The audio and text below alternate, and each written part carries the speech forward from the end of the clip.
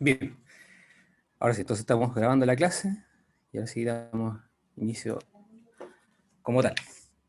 Ok, entonces la clase anterior ya que fue el viernes, hace más de una semana, ¿cierto? Eh, vimos o dedujimos cómo se extrae la función de estado de entropía, ¿cierto? Desde el funcionamiento de una máquina térmica. ¿Se acuerdan? Si vamos un poquito más atrás, vimos cómo funcionaba una máquina térmica, ¿cierto? Principalmente en referencia al ciclo de Carnot, ¿cierto? Vimos también cómo funciona el ciclo de Carnot a la inversa, ¿verdad? Que se convierte en un refrigerador. Y vimos también un ejemplo bastante aplicado a lo que hoy en día del funcionamiento de las bombas de calor, ¿verdad? Que son en el fondo sistemas de calefacción, tanto en invierno como o sea, de acondicionamiento tanto en invierno como en temporada de verano, ¿verdad? Bueno, entonces, a partir del análisis de ese ciclo, ¿cierto? Vimos que se puede extraer entonces una función de estado, ¿verdad? Que la dedujimos a partir de que la sumatoria, ¿cierto? De los calores que están en juego, de los calores, por ejemplo, el foco caliente y el foco frío, ¿cierto? Cada uno dividido por las temperaturas de sus fuentes, ¿cierto? De esas fuentes de calor, entonces la sumatoria de eso nos da entonces igual a cero, ¿ya? Como es un proceso cíclico, entonces eso corresponde a una integral cíclica, ¿verdad? Y como supimos, o como lo vimos en el caso de la energía interna, ¿cierto? La integral cíclica de una función de estado, entonces es igual a cero, y si es igual a cero, entonces quiere decir que implícitamente hay ahí una función de estado, ¿cierto? Y esa función de estado, entonces lo llamamos entropía, ¿verdad?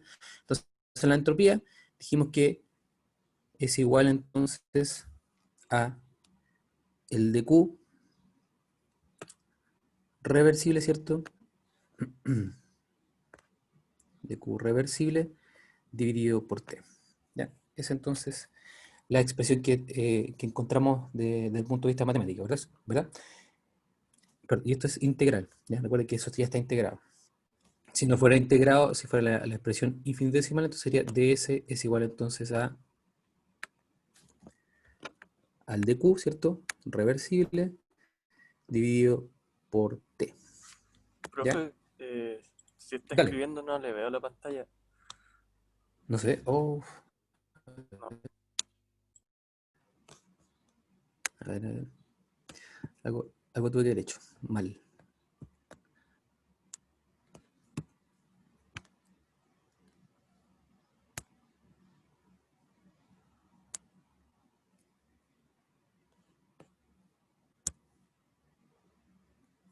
Deme un minuto.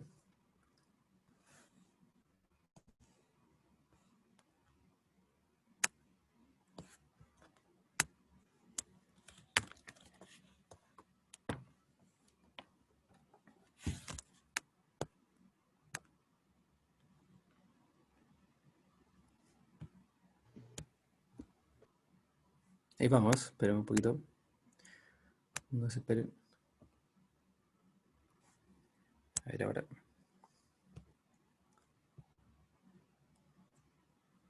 Ahí sí, Ahí sí se ve, profe. ahí Sí, sí. profe. Ya. ¿Y se ve lo que puse? Sí, sí se ven las expresiones. Ya. Se ven las expresiones. Muchas gracias, se pasaron. Ya, disculpen, está haciendo la clase a ciegas, ¿ya? Ahí sí. Bien, entonces, como decía, repito, eh, a partir entonces del análisis de las máquinas térmicas encontramos expresiones matemáticas para la función entropía, ¿cierto? La encontramos como una función de estado y esa función de estado la denominamos entropía, ¿cierto?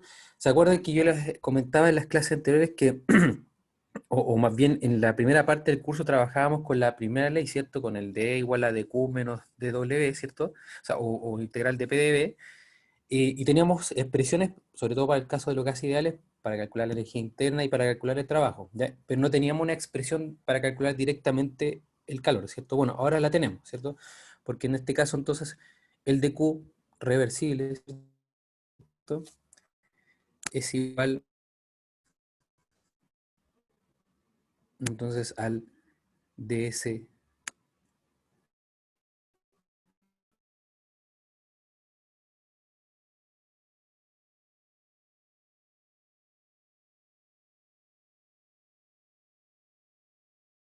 quieran, como ustedes quieran escribirlo, ¿ya?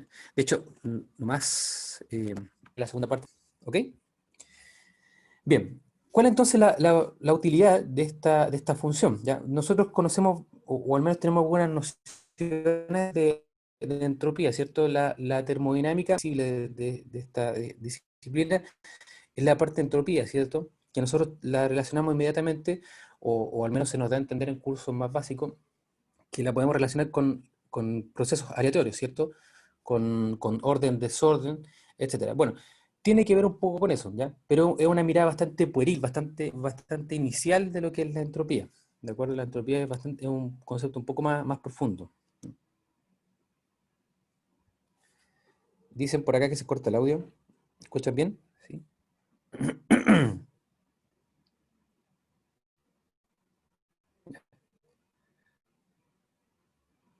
A ver,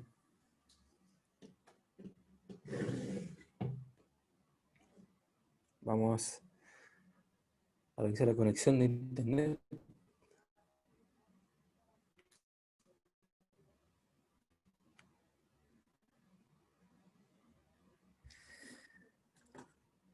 Estos problemas son muy de día lunes. Cuando uno parte, siempre se...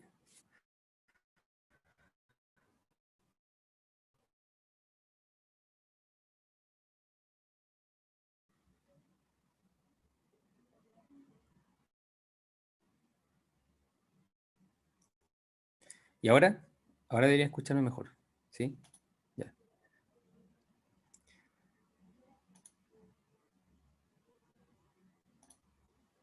Ahora sí deberían oír mejor ya y no entrecortado. Mm. Bueno, como les decía, esto muy de día lunes, cuando uno parte la semana siempre parte ajustando cosas, así que discúlpenme si se me han ido varios detalles, pero parece que dejé muy fuera el training en esta semana. ¿Ya? Tuve hartas reuniones, pero en Zoom, pero en casi ninguna tuve que exponer, entonces perdí el training con esta herramienta. ¿Ya? Ahora sí, sigamos entonces. Bueno, estábamos viendo entonces lo de Q reversible, ¿cierto? Recuerden que es importante decir que entonces esto es igual, o sea, la igualdad se cumple cuando hablamos entonces de un proceso reversible. Ya, ojo con eso. Vamos a ver más adelante, en un par de clases más, cuándo no se cumple esa igualdad, ya cuando hablamos entonces de una desigualdad. De hecho, a nosotros en estricto rigor nos querían, aparte de esta clase, dos o tres clases más.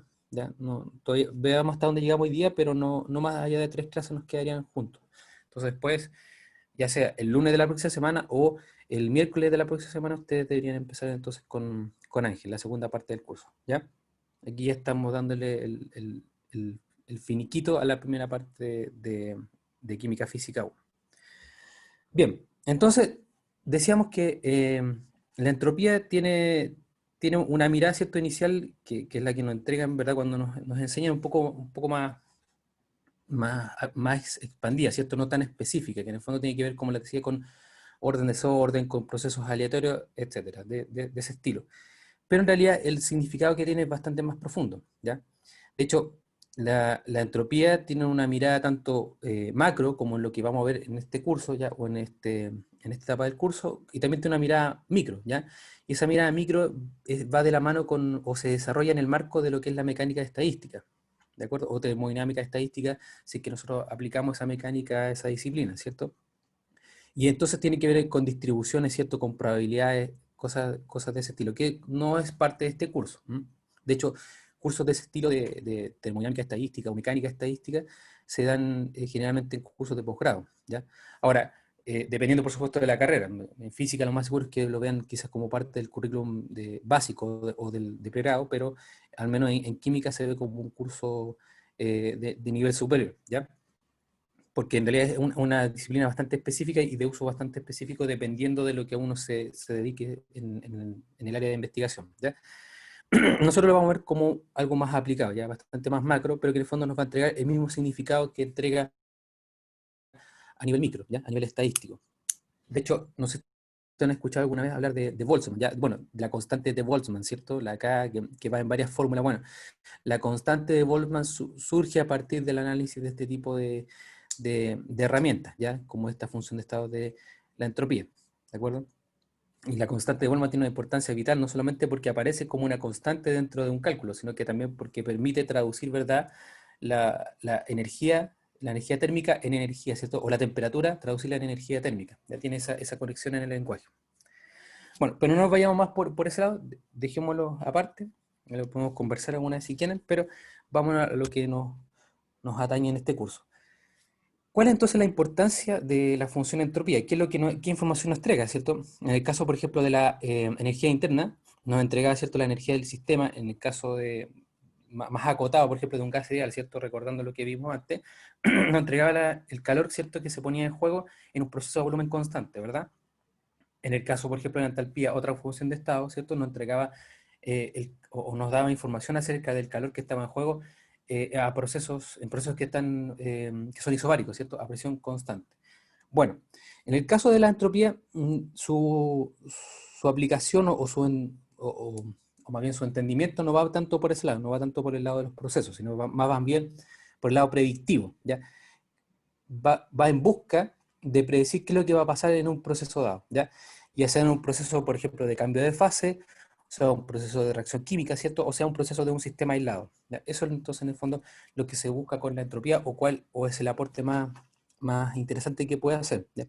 De hecho, ustedes también, no sé si han escuchado por ahí o han leído en algún libro que los sistemas en equilibrio, ¿cierto? Alcanzan su máxima entropía, ¿cierto? O la máxima entropía se alcanza en el equilibrio, ¿verdad? Ustedes más adelante van a ocupar esa premisa, ¿ya? Y se van a dar cuenta o van a tener que entender que en el fondo todo sistema aislado, ¿cierto? Si se deja evolucionar, debería evolucionar hacia un máximo de entropía, ¿cierto? Y ese máximo de entropía entonces se traduce como un sistema en equilibrio, ¿cierto? De hecho, también la entropía se entrega como, o se entiende también como una flecha del tiempo, ¿verdad? Porque a medida que pasa el tiempo, si yo dejo evolucionar un sistema sin intervención externa, ¿cierto? Sin perturbaciones, entonces el sistema va a evolucionar hacia una máxima entropía. Por lo tanto, la entropía tiene que ver con el tiempo, ¿cierto? Entre más tiempo pasa, ¿ya? Mayor debería ser la entropía, ¿ok? Entonces, cuando hablamos, por ejemplo, del universo cosmológico, ¿ya? Se ve un poco, o se puede deducir un poco la edad del universo, ¿cierto? A partir de la entropía, ¿cierto? A partir de los cambios entrópicos que han ocurrido a lo largo de todos estos millones y millones de años, ¿ok? Entonces, la entropía la segunda ley tiene al igual que la primera ley, tiene un marco de acción súper amplio, ya no solamente lo que estamos viendo, sino que en distintas áreas. De hecho, en las primeras clases, ustedes recuerdan, pusimos ejemplos sobre todo de la segunda ley, ¿cierto? En contextos de economía, ¿cierto? En contextos de neurociencia, etcétera. Entonces, es una ley, un principio universal. ¿Ya? Más allá de las matemáticas que estén implicadas acá, es un principio universal. ¿Ok? Bien, veamos entonces la primera utilidad que puede tener esta función. ¿Ya? Ahí en el apunte número 10 ustedes pueden ver un caso, ¿cierto? Bastante simple de lo que hemos visto hasta ahora, y muy en la línea de lo que estamos, que son los pistones, ¿cierto? Ya, o estos cilindros con este pistón movible, ¿cierto? O móvil. Supongamos entonces que tenemos el siguiente caso. Tenemos un pistón, ¿cierto? Con un gas ideal confinado, ¿verdad? A una temperatura inicial, definido entonces por los parámetros de temperatura y volumen, y ese es un estado 1, ¿cierto? El que está acá es el estado 1, y acá tenemos entonces un estado 2, ¿verdad? También definido por los valores de temperatura y volumen, ¿ya? Supongamos que el proceso en el que va a ocurrir este cambio, ¿ya? Del estado 1 al estado 2, va a ser mediante un proceso isotérmico, ¿cierto? Isotérmico y adiabático. Y supongamos entonces que el volumen se contrae espontáneamente sin ninguna intervención, ¿ya? Sin ningún cambio externo, se contrae espontáneamente a la mitad del volumen, ¿ya? Del volumen inicial, ¿de acuerdo?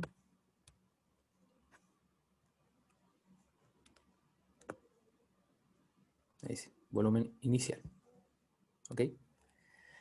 Bien, ¿qué pasa con eso? ¿Qué ocurre con eso? Bueno, lo bueno es que lo que vamos a hacer ahora es un análisis, ¿cierto? Que va a tomar en cuenta, por supuesto, la segunda ley, pero también va a tomar en cuenta la primera ley. Es decir, nosotros no dejamos eso atrás, ya, lo vamos a arrastrar hasta el final del curso. ¿De acuerdo? Sobre todo la segunda ley, la que más van a arrastrar hasta el final del curso. Pero estos no son contenidos que se vayan dejando atrás y ustedes digan, ya olvidé esto, no, van a seguir con ustedes. Entonces, ¿cómo calculo yo, por ejemplo, el cambio entrópico, ¿cierto? O el cambio de entropía en este proceso. ¿Mm? ¿Cómo creen ustedes? ¿O cómo lo describirían ustedes? ¿Cómo me dirían ustedes, profesor, se debe proceder de la siguiente manera? Si nosotros nos vamos al significado, ¿cierto?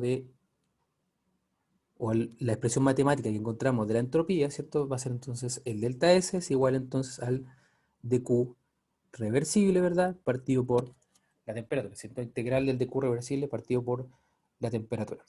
¿Ok? Entonces, eso nos dice que si tenemos un dQ reversible, tenemos que ocupar entonces la primera ley, ¿cierto? Porque el dQ, cualquiera sea el tipo de calor, ¿cierto? Hemos visto que el calor a volumen constante, el calor a presión constante, igual se relaciona con la primera ley, ¿verdad? Por lo tanto, el dQ reversible tampoco no tiene por qué ser distinto. Entonces, reemplazamos ese dQ reversible por la primera ley, ¿verdad? Recordemos que en este caso el dQ reversible será igual entonces a el D más el trabajo, ¿cierto? ¿De acuerdo? Eso lo sabemos por la primera ley. Reemplazamos la expresión de acá arriba, ¿verdad? Y nos queda entonces delta S es igual entonces a la integral de D más el trabajo, en este caso, como siempre, hasta ahora estamos hablando de trabajo mecánico, ¿cierto? Entonces reemplazamos por el P de B, ¿ok? Todo eso dividido entonces por T, ¿sí? Ahora bien, miremos entonces cuál es el tipo de proceso. En este caso, el tipo de proceso es un proceso que nosotros suponemos espontáneo, ¿ya? Suponemos que ocurrió sin que haya ninguna perturbación externa, y es isotérmico, ¿ya? Es decir, recuerden que pusimos como condición que la temperatura inicial es igual entonces a la temperatura final. Por lo tanto, y es un gas ideal, ¿cierto? Si es isotérmico, entonces el D es igual a cero, ¿cierto? Eso lo sabemos desde antes, desde la primera prueba. Por lo tanto, nos queda entonces la integral de P de B, ¿cierto? Partido por T. ¿De acuerdo? Ahora bien, como es un gas ideal, entonces podemos reemplazar esta expresión de P partido por T, lo podemos reemplazar entonces por la ley de los gases ideales, que entonces que dependa, en este caso, de esa expresión del volumen. ¿De acuerdo? Entonces borramos acá, hacemos un poquito de espacio. Nos quedamos con esa última expresión, ¿cierto?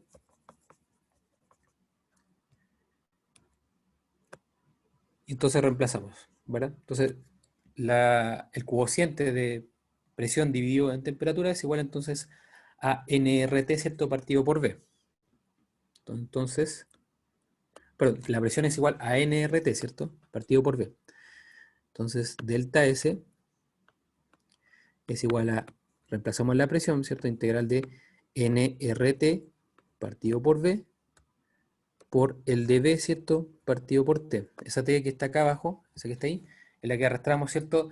De la definición de entropía. ¿Mm? Entonces, esta temperatura que está acá se va con esta temperatura que está acá y entonces nos queda delta S igual a integral de NR, ¿cierto? De B a B. ¿Verdad?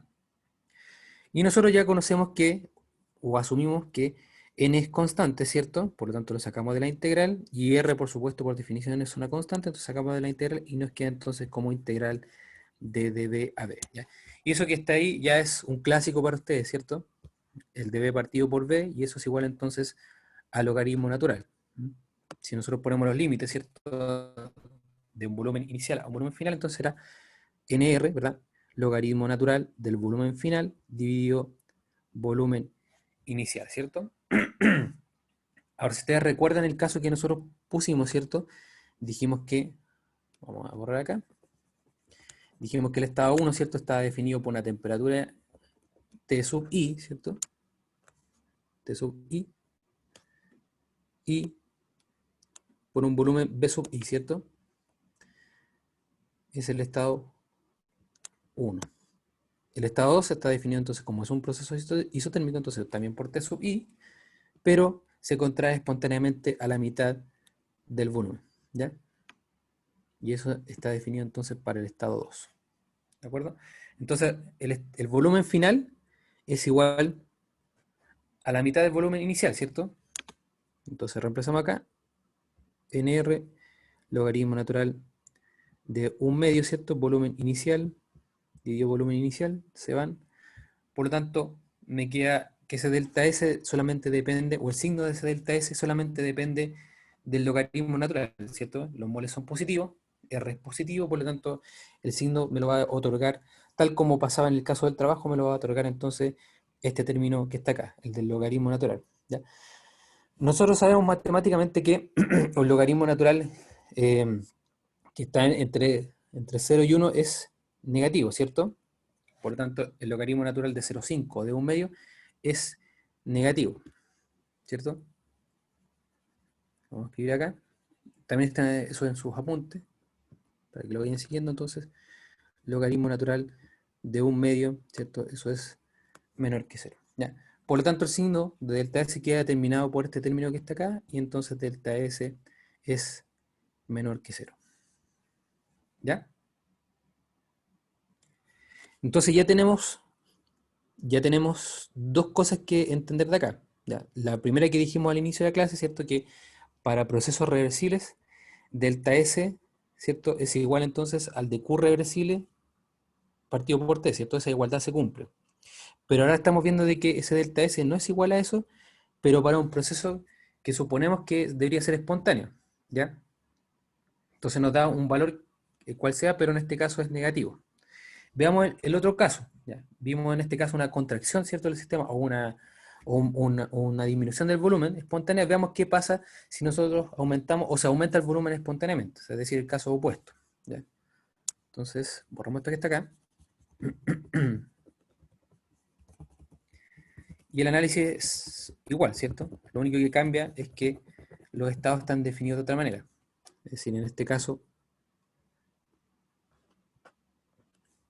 tenemos entonces, por ejemplo, puede ser el doble del volumen, ¿cierto? Esto es por una facilidad matemática, ¿no? Usted puede ser el triple, pueden ser el cuádruple, como ustedes quieran, ¿ya? Pero el resultado les va a dar consecuente con lo que vamos a mostrar ahora. Entonces, el delta S va a ser igual a NR, ¿verdad? Logaritmo natural de 2 veces el volumen inicial, dividido volumen inicial, ¿cierto? Se van. Por lo tanto, el logaritmo natural de 2, ¿cierto? Sabemos que está sobre 1, entonces es positivo, y entonces el delta S va a ser positivo, ¿ya? ¿Qué es lo interesante de esto? Esto, por lo que vivimos, por ejemplo, un sistema que nosotros dejamos evolucionar, ¿cierto? Podría ser incluso un sistema aislado, ¿ya? Nadie le puede ni introducir energía ni materia. Entonces, este sería para el caso de la expansión, ¿cierto?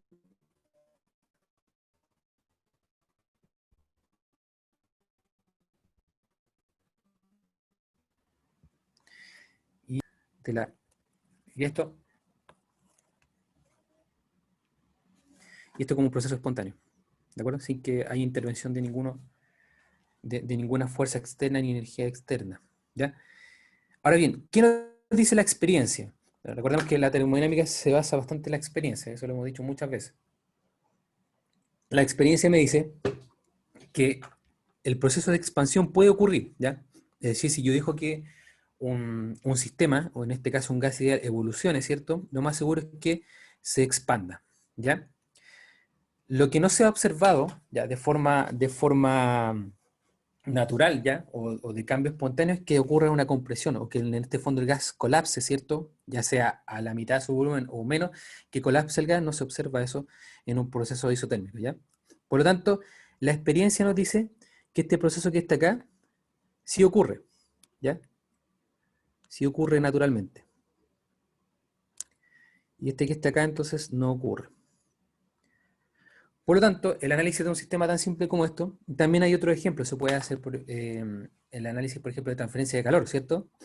¿Qué sabemos nosotros de un cuerpo frío y un cuerpo caliente, ¿cierto? Por ejemplo, imaginemos cubiertos, ¿cierto? Una cuchara caliente y una cuchara fría. Si yo las pongo en contacto, ¿qué debería pasar? ¿Qué me dice la experiencia?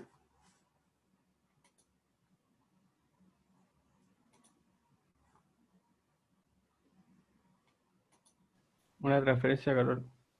Exactamente, ¿cierto? Debería haber transferencia de calor. La cuchara fría se calienta, exactamente, ¿verdad?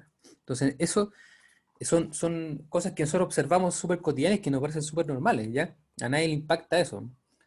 Pero a nosotros que estamos un poco indagando en este camino de la termodinámica, debería impactarnos, ¿cierto? Porque en el fondo eso explica muchas cosas de las que hemos visto quizá en cursos iniciales ya de nuestras carreras, ya sea bioquímica, química, pedagogía en química, la gente también de college, ¿cierto? Han visto quizá esto muy, muy someramente, pero en el fondo se puede recurrir a la experiencia para extraer, ¿cierto?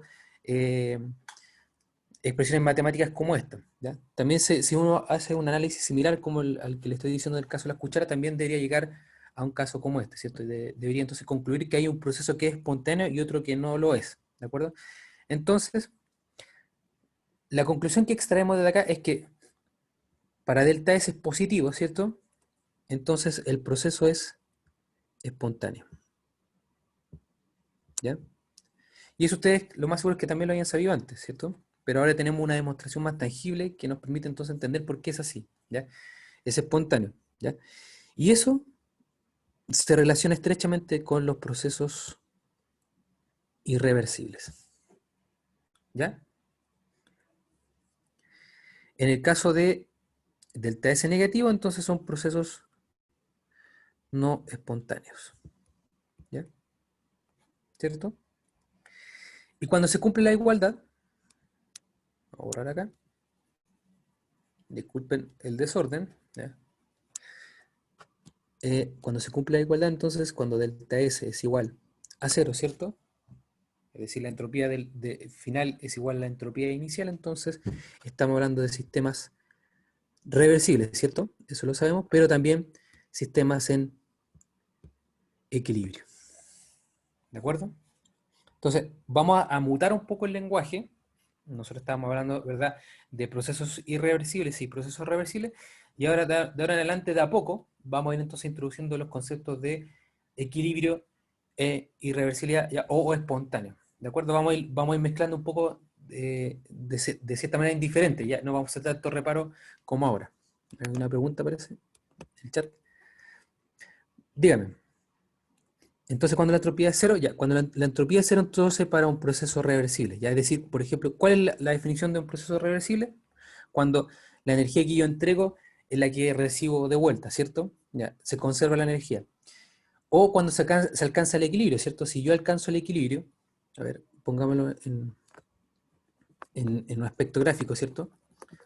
Supongamos que yo mido la entropía de cualquier sistema en el tiempo, ¿ya? Agrandémonos un poco y supongamos que medimos la entropía del universo, ¿cierto? Que la podemos medir de buena manera. Entonces, si yo hago esto, hago un gráfico, ¿cierto? De la función entropía, ¿cierto? En función del tiempo, ¿verdad? Yo diría ver que la entropía durante un tiempo aumenta, ¿cierto? Va aumentando. Y hasta aquí alcanza un plató.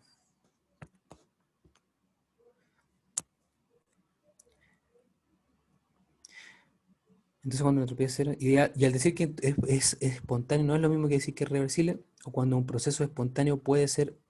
Ah, espérate, la segunda pregunta me deja procesarla un poco más. O un proceso espontáneo puede ser o no reversible. Sí, vamos por parte. La primera pregunta dice, ¿y al decir que es espontáneo no es lo mismo que decir que es reversible? No, no. La espontaneidad tiene que ver entonces con procesos irreversibles, ¿ya? Porque si es espontáneo quiere decir entonces que va a ocurrir en un solo sentido, ¿de acuerdo? Si está en equilibrio quiere decir entonces que va a ocurrir en dos sentidos, ¿ya? Entonces, por ejemplo, en este caso, nosotros si seguimos la entropía de cualquier sistema, ¿verdad? Y puede ser un sistema tan simple como que hemos planteado, nosotros deberíamos ver que durante un tiempo la entropía aumenta, ¿cierto? Entonces aquí este sería un proceso, por supuesto, sin intervenir el sistema, que el sistema evolucione por sí solo, ¿cierto? Sería entonces una etapa irreversible, ¿ok? O, si quieren llamarlo, espontánea, ¿de acuerdo? Cuando llegamos acá, entonces nos encontramos en que la entropía ya no cambia, ¿cierto? Es prácticamente constante. Y entonces aquí estamos en un sistema en equilibrio, ¿cierto? O un sistema reversible, ¿verdad? Porque entonces aquí da lo mismo ir para acá que ir para acá. En esta zona, de aquí hacia la derecha, entonces da lo mismo ir en el sentido derecho o el sentido izquierdo. ¿Se entiende? Pero en este caso, para yo devolver, si yo voy en este sentido, en la parte irreversible, si yo voy en este sentido, el devolverme, ¿cierto?, al estado inicial, me va a traer entonces un costo energético. Es decir, yo debo invertir energía para entonces devolverme en ese sentido. ¿De acuerdo?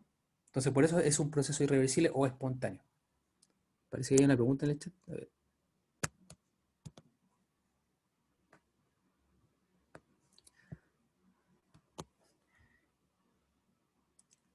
¿Me escuchan? ¿Ahora sí? ¿Sí? Estamos con problema de conexión, parece.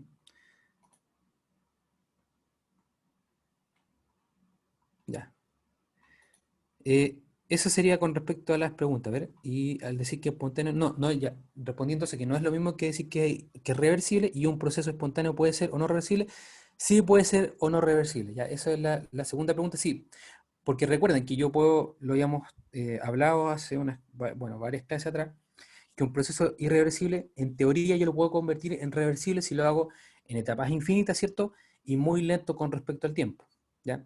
Ahora, en la práctica hacer eso es súper difícil, ¿cierto? Involucra de verdad un gran esfuerzo, pero en la teoría no hay nada que contradiga que teóricamente se pueda hacer eso. Entonces, sí, un proceso reversible o irreversible, perdón, o espontáneo se puede transformar en reversible. ¿Ya? Francisca.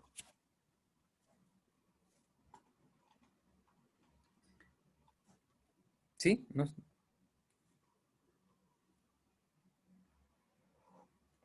Ya, perfecto. Entonces, eh, de hecho, el gráfico, voy a borrar un poco está muy desordenado, ¿ya? Disculpen el desorden, otra vez, pero ustedes van a observar en el futuro, por ejemplo, para cualquier función, por ejemplo, eh, delta G, ¿ya? Que es lo siguiente que van a ver una vez que terminemos la primera etapa del curso, delta G, ¿ya? Cómo evoluciona, por ejemplo, frente al tiempo, ¿ya? Entonces deberían observar curvas de este estilo, ¿ya? Me quedó demasiado alza eso. Ahí sí. Algo como eso, ¿ya? Donde el sistema evoluciona, ¿cierto? Hay un cambio de este parámetro, pero en esta zona que está acá se define entonces el equilibrio, ¿ya? O, como hemos visto, la reversibilidad. Entonces, lo más seguro, o lo más apropiado, lo que recomiendan la mayoría de los autores en esta área, es que de aquí en adelante entonces ocupemos el concepto de equilibrio, ¿ya? Igual vamos a hablar de reversibilidad, pero ya de a poco se va introduciendo más el término de equilibrio, ¿de acuerdo? No sé si está claro esto. Bueno, esto por supuesto lo van a ver un poco más adelante, pero para que vean que en el fondo este comportamiento se puede atribuir a todas las funciones de estado, ¿ya? El delta E es una función de estado, delta G, ustedes también se dan cuenta que es una función de estado más adelante. De hecho, delta E también debería comportarse así, delta H también, etc. ¿Mm? No sé si tienen alguna otra pregunta. Ustedes me cuentan. ¿Vamos bien? ¿Voy muy rápido? Ustedes me aportan con eso, ¿ya? Bueno, ¿qué nos queda por ver? Todo el análisis que hemos hecho hasta ahora es para un sistema aislado, ¿cierto? Lo que hemos hecho siempre hasta ahora en el curso es tratar de analizar el sistema más simple, ¿verdad? Y después irlo complejizando. Hasta ahora seguimos todavía trabajando con gases ideales, ¿cierto? De a poquito vamos introduciendo los cambios de fase, ¿ya? Pero complejicemos un poquito más el tema. Veamos entonces qué pasa con el sistema y el medio, ¿cierto? ¿Qué es lo que ocurre con ello? ¿Qué es la información más interesante que uno puede extraer de la entropía? ¿Cierto? Nosotros sabemos entonces y definimos, ¿cierto?, en las primeras clases que si hablamos de un término de volumen, ¿verdad? El volumen volumen del universo, del universo termodinámico en este caso, ¿cierto? Del universo es igual entonces al volumen o a la porción de espacio que ocupa el sistema, ¿cierto? Más el volumen o espacio que ocupa entonces el medio o alrededor, ¿cierto? Por lo tanto, es de esperar que cualquier cambio que se ocurra en un sistema que no está aislado, ¿cierto? En un sistema cerrado, por ejemplo, donde solamente hay intercambio de energía, se refleje en el medio, ¿cierto? Y viceversa, cualquier cambio en el medio se refleja en el sistema y ese balance entre ellos dos se refleja entonces en el universo, ¿cierto? Por lo tanto, si nosotros planteamos esto a la segunda ley, ¿cierto? O lo adaptamos a la segunda ley, deberíamos encontrar que entonces el delta S total, ¿cierto? O delta S del universo, como quieran llamarlo. En algunos libros van a encontrar como delta S universo, otras veces como total, pero sepan ustedes que para el caso es lo mismo, ¿ya? Al menos para esta disciplina o para esta parte del curso es lo mismo, total o del universo, ¿cierto? Es igual entonces a el delta S de... Se me rompió el lápiz, ¿no? Ahí sí. Se me rompió el lápiz que utilizo como táctil para esta pantalla. Así que si ya escribía mal, ahora voy a escribir peor. Entonces, ahí sí. Delta S, ¿ya? Del sistema más delta S del medio. ¿Cierto? Vamos al chat para si hay preguntas. Gracias por compadecer. Así que ese chulo lo debo interpretar como en el fondo, claro. Si ya escribe mal con un lápiz bueno, imagínense cómo lo va a hacer. Bueno, por eso voy hablando mientras voy escribiendo, por esa es la idea, que también los que vean la grabación la puedan seguir a través del audio, ¿cierto? No solamente a través de la parte visual. Profe, ¿qué dice arriba? Universo, volumen. Claro, acá arriba, espérate, voy a marcar con el spotlight. Aquí. Este que está acá arriba es volumen del universo, ¿ya? Este es volumen del sistema y este es volumen del medio, ¿ya? En el fondo, con el volumen me refiero a la porción de espacio, ¿ya? Y como nosotros, al menos, si lo ponemos en términos súper clásicos, ¿ya? O de nuestra intuición, nosotros vivimos en un mundo tridimensional, ¿cierto? Entonces, por eso hablamos de volumen, porque en el fondo ocupa un espacio tridimensional, ¿ya? Ahora, si le preguntamos a Einstein, podría decir otra cosa, pero quedemos con nuestra intuición o con lo que nosotros entendemos por ahora como tridimensional, ¿cierto? Ok, entonces la entropía total, o la entropía del universo, ¿verdad? Que está acá, va a ser igual entonces a delta S del sistema, ¿cierto? Más el delta S del medio. Ahora bien, mirando esa ecuación que es súper simple, ¿cierto? Matemáticamente no contiene ninguna dificultad alta, ¿en qué caso se debería cumplir que el delta S del sistema fuera igual al delta S del medio? ¿Para qué tipo de procesos?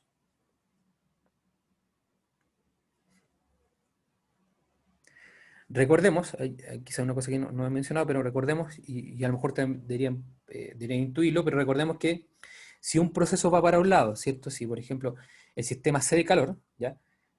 El Q va a ser negativo, ¿cierto? Por convención definimos que el Q va a ser negativo para el sistema, pero para el medio va a ser positivo, ¿cierto? Por lo tanto, todo cambio que vaya de una dirección a otra va a tener distintos signos, ¿cierto? Lo mismo será para el medio y para el sistema. Si el medio cede calor al sistema, entonces el medio tendrá un cambio negativo o un dq negativo, ¿cierto? Y el sistema tendrá un dq positivo. Entonces recuerden que aquí lo que hay es un cambio de signos entre sistema y medio. ¿En qué caso se cumple la igualdad entre sistema y medio? ¿Qué condiciones se deberían dar? Mientras tanto me tomo un sorbito de té.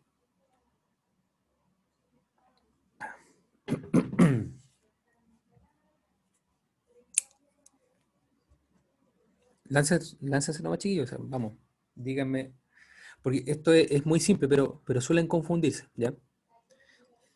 Exactamente, muy bien, Malen, y muy bien, Maite, reversible, ¿ya? Entonces, en el caso de que sea reversible, y ya ampliándolo a términos más universales como equilibrio, entonces delta S del sistema va a ser entonces igual al delta S del medio para sistemas en equilibrio, ¿cierto? O para procesos en equilibrio. Entonces delta S del sistema va a ser igual entonces a menos el delta S del medio, ¿cierto? Si despejamos delta S del sistema, le dejamos el negativo al delta S del medio, entonces esto será para procesos en equilibrio o reversible, ¿verdad? ¿Qué pasa con el delta S total? El delta S total, o del universo, en este caso va a ser igual a 0, ¿cierto? Y esto sí que es súper importante, ¿ya? Porque entonces, en el fondo, yo amplié, si bien el significado del delta S no cambia, es decir, los signos nos dicen algo, si es positivo, negativo o si se cumple la igualdad, eso nos está diciendo entonces distinta información, ¿verdad? Y esa información entonces es equivalente e independiente del sistema que yo evalúe, ¿ya? Entonces, si el delta S, ya sea delta S universo, delta S sistema, delta S de medio, ¿cierto? El signo de esos delta S me va a entregar información. Ahora, si yo puedo ampliar más esto, como lo estamos haciendo ahora, es decir, analizar entonces el signo de la entropía a nivel de universo, a nivel, a nivel total, entonces puedo analizar la entropía total, ¿cierto? De un proceso y hablemos y ampliemos más de un cambio de fase, por ejemplo, de una reacción química, etcétera. ¿De acuerdo? Entonces tenemos que delta S aquí total es igual a 0, por lo tanto, estamos hablando de reversibilidad o equilibrio. ¿Sí? Cuando el delta S total es igual a 0, entonces se cumple el estado de equilibrio. ¿Ya? Bueno, ¿qué pasa en los casos contrarios, ¿cierto? O casos distintos.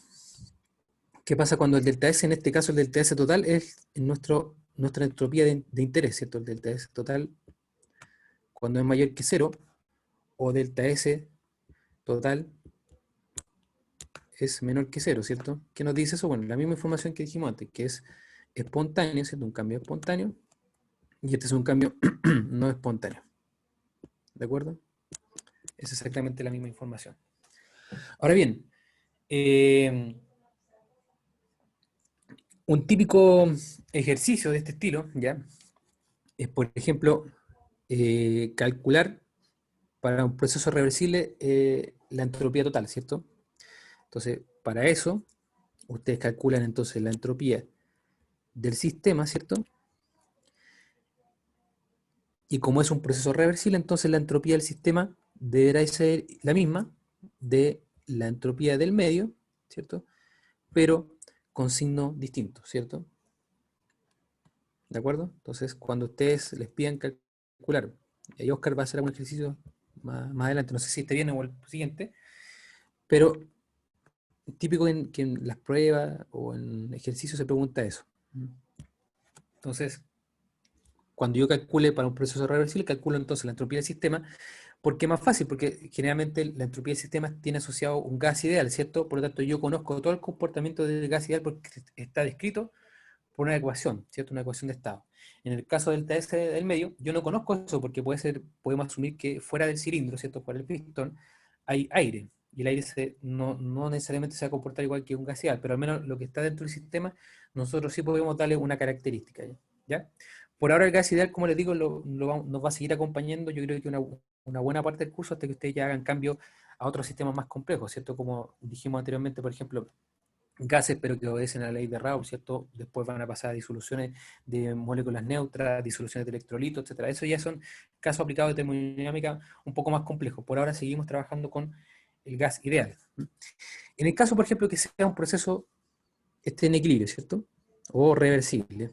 En el caso que sea, por ejemplo, un proceso irreversible, ¿ya? El delta S del sistema, ¿cierto? Debe ser distinto del delta S del medio, ¿cierto? Del medio, ¿cierto? Entonces, esto se cumple para procesos irreversibles o espontáneos. ¿Ya? O espontáneos si quieren ustedes también ya ocupar esa nomenclatura. ¿Mm? ¿De acuerdo? Generalmente un proceso de tipo irreversible o espontáneo es que, o cómo se puede tratar un problema como eso. Bueno, si nosotros tenemos acá,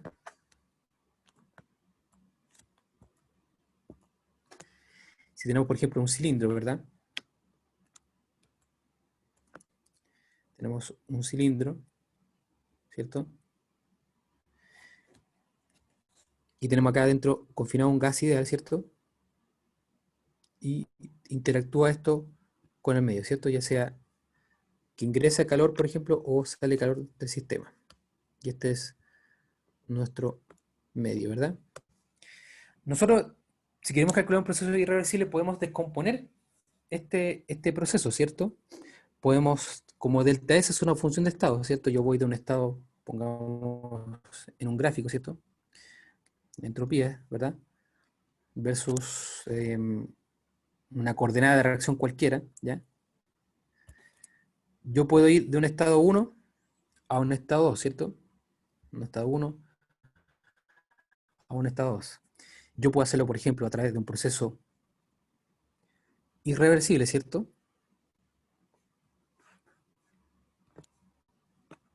Es decir, tomar todo el problema desde el punto de vista irreversible, o puedo descomponerlo, ¿cierto? En otro camino distinto, que por ejemplo vaya, no sé, pues vaya por este camino y después por este camino que está acá, ¿ya? Aquí hay una especie de quiebre. Y este camino puede ser reversible y este camino que está acá puede ser irreversible, ¿cierto? Y el resultado debería ser exactamente lo mismo porque gracias a las propiedades de las funciones de estado, entonces el camino nos da exactamente igual, solamente nos importa entonces los estados a los que llega. Ahora bien, si por ejemplo se les pide calcular un proceso irreversible para un gas ideal, ¿cierto? ¿Ya? Es decir, que sabemos que algo va a ocurrir espontáneamente.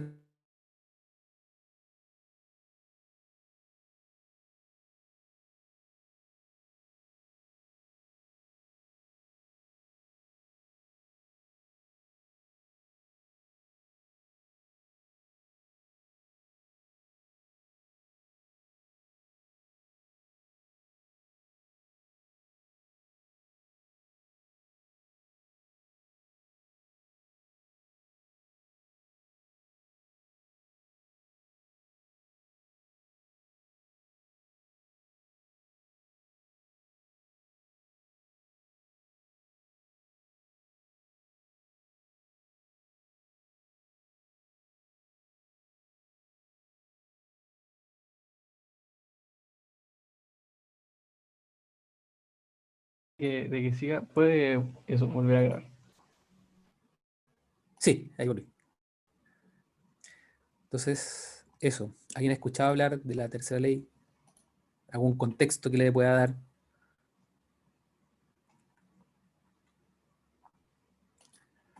No, nadie. A lo mejor escribió antes, pero se me borran todos los chats anteriores. Bueno, Francisca dice que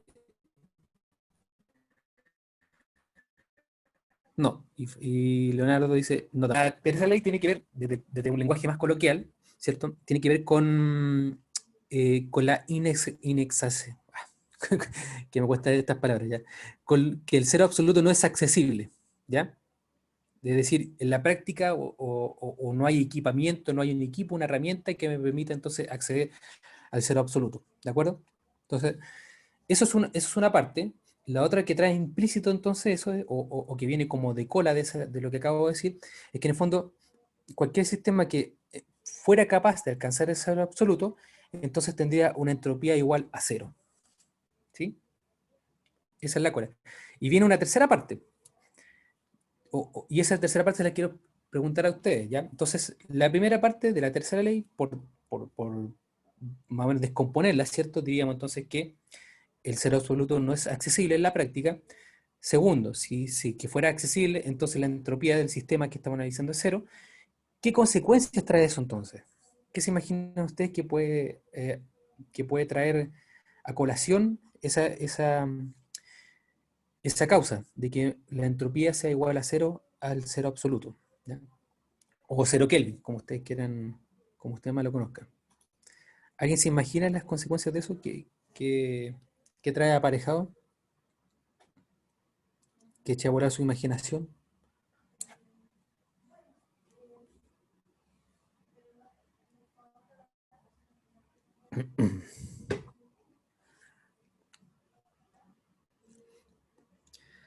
no se puede acceder al cero absoluto, ¿cierto? Y en teoría, si se accede, entonces la entropía es cero. ¿Qué pasaría si la entropía es cero? Esa en el Hay fondo es una la pregunta. especie de orden, algo así. ¿Perdón? Hay una especie como de orden, o no sé, no Claro, sé cómo sería explicar. un orden absoluto, ¿cierto? En el fondo, si el sistema se queda así congelado, el orden sería absoluto. ¿Mm? La consecuencia que trae es un poco más grande. En el fondo, si un sistema alcanza la entropía o la entropía cero, quiere decir entonces que queda fuera de la ley de las otras leyes, ¿ya? Es decir, las leyes no son aplicables para él, porque en el fondo se sale del juego, ¿ya? Es como estar jugando una partida de dominó o de carta y de repente alguien dice renuncio, ¿ya? Ese renuncio en el fondo sería como alcancé el cero de Kelvin, por lo tanto la entropía ya no corre para mí y yo quedo fuera de este juego. ¿Mm? Ese en el fondo es el significado o el alcance que tiene. De hecho, hay una frase que resume las tres leyes, ¿ya? Una que dice, la primera ley se resume como, ya que estamos hablando de juegos, no puedes ganar, oye, el lápiz ya se me hizo pedazos, no puedes empatar, empatar, y no puedes abandonar o retirarte. Entonces, esta es la primera ley, segunda ley, tercera ley. ¿No puedes ganar? ¿Por qué? ¿Por qué no puedes ganar? Si lo ponemos en términos energéticos.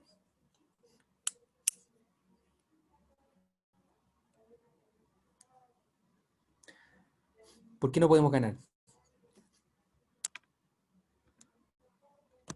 Exactamente. Qué pesimistas. Bueno, porque la energía se conserva, exactamente. Entonces, en el fondo, no puedes ganar porque la energía que tú inviertes en algo, lo máximo que puedes recuperar es esa inversión, ¿cierto? No vas a recuperar más energía, no vas a producir más energía si no entregaste más energía. No puedes empatar, ¿cierto? Porque tú dices, ya, perfecto, yo entrego esta energía, pero entonces yo la recupero. Y la entropía me dice, no, momentito, usted no va a recuperar esa energía, usted entregó esta energía, y si es un proceso irreversible, entonces usted pierde parte de esa energía, ¿cierto? Y la tercera ley me dice, bueno, entonces, si yo digo, bueno, ya, entonces no puedo empatar, me retiro del juego, no puedo abandonar. ¿Por qué? Porque el cero absoluto no es accesible. Entonces, si no puedo salir del juego, la condición para que yo salga del juego, o del juego que rige en esta ley, entonces que yo alcance el cero absoluto. Y eso no ocurre, ¿ya? En la práctica no se puede hacer eso. ¿De acuerdo? Entonces, las terceras leyes se definen de esta manera coloquial. Y si ustedes se dan cuenta, son principios universales, ¿cierto? Lo ponemos en términos, en palabras súper simples, pero de verdad tienen bastante que ver con lo que hemos visto hasta ahora. ¿Ya? Bueno, eh, vamos a dejar entonces la tercera ley, porque prefiero terminar en una sola clase, ¿cierto? No dejar términos descolgados, pero entonces qué consecuencias trae, sobre todo, por ejemplo, para las capacidades caloríficas, ¿ya? Y cómo se expresa matemáticamente, ¿ya? ¿De qué dependen? Se van a dar cuenta que dependen de los C sub P, ¿cierto? De cada una de las fases, ¿verdad? Si estamos hablando de una sustancia pura, ¿cierto? Y también depende de las transiciones de fase. Recordemos que las transiciones de fase van asociadas a entalpía, ¿cierto? A propósito, nosotros hemos hablado muchas veces de transiciones de fase, ¿cierto? Las transiciones de fase de primer orden involucran, ¿cierto? Energías latentes, ¿verdad? Como son la entalpía, y en el caso de transiciones de fase de tercer orden involucra energías sensibles, ¿cierto? Como son, por ejemplo, cambios en C sub P, ¿ya? En ambos casos, y es lo que vamos a ver en los gráficos, el C sub P, ¿ya? Tanto en transiciones de primer orden o segundo orden, el C sub P cambia, ¿ya? La diferencia es que en transiciones de primer orden, el C sub P eh, se indefine, ¿cierto? Tiende a infinito. En el caso de transiciones de segundo orden, el C sub P cambia. Es decir, es como cuando en matemáticas nos decían el punto de inflexión, ¿cierto? En un cambio de segundo orden o transición de segundo orden, entonces el C sub P cambia dependiente. ¿Ya? Y eso lo vamos a ver un poquito, no tan en profundidad, pero lo vamos a abordar someramente en la próxima clase. ¿Ya? Bien, chicos, no sé si tienen alguna duda.